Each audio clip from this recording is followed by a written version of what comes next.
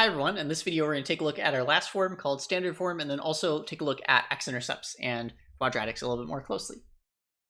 All right, so our last form we learned about factored form and vertex form. Our last form is called standard form. It looks like y equals ax squared plus bx plus c.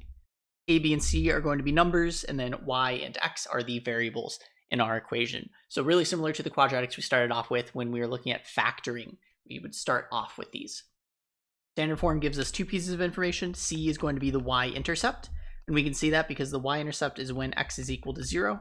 If x is 0, then these two terms both become 0 because we're multiplying by 0. A also gives us a little bit of information. Specifically, A is telling us that our graph is facing up if it's positive or facing down if it's negative.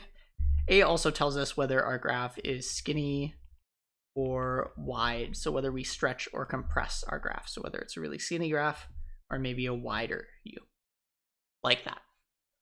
Okay, so let's take a look at a quick example of standard form and what the graph looks like and what information we can find right away. All right, so really quickly, I wrote a standard form quadratic up here. We have y equals negative x squared plus 2x plus 3. The 3 tells us that our y-intercept is going to be 3.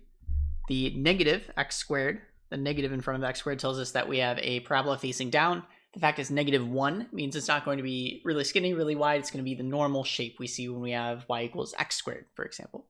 Okay, so the graph to the right is the graph of this parabola. As we can see, the y-intercept is 3, and the graph is facing down. Unfortunately, we don't have a lot of information from standard form. For example, we don't know these x-intercepts. If we wanted to find these x-intercepts, we could, however, really quickly factor standard form, and we can do that to change it to factored form. So in this example, we have negative x squared plus 2x plus 3. If we were to factor this, we would find two numbers that multiply to -1 times 3, or -3, and add to our middle coefficient, which is 2. Those two numbers are going to be +3 and -1. So what we can do next is look at our area model. We know we have a negative x squared here, a 3 here. We know we have 3x and -1. So looking at the columns, here we can factor out a negative x. To the right, we can factor out a 3. To the left here, we can factor out an x and a 1. So this tells us that our factored form is going to be negative x plus 3 times x plus 1. Okay, and then that tells us our x-intercepts. One note is that with the negative x plus 3, we can actually just factor out the negative and make this negative x minus 3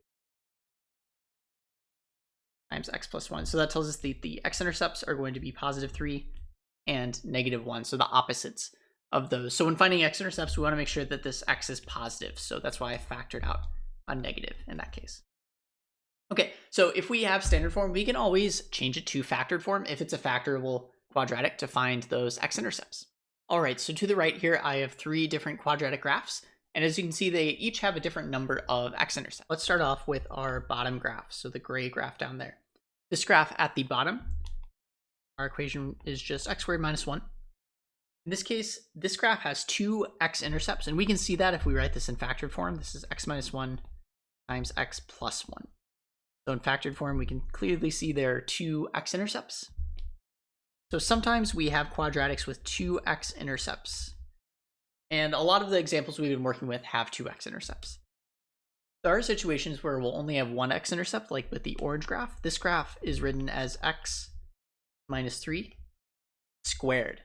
So notice we have x minus 3 squared, which is also x minus 3 times x minus 3. So using factored form, the only x-intercept we can see is 3. We get +3 from both of those.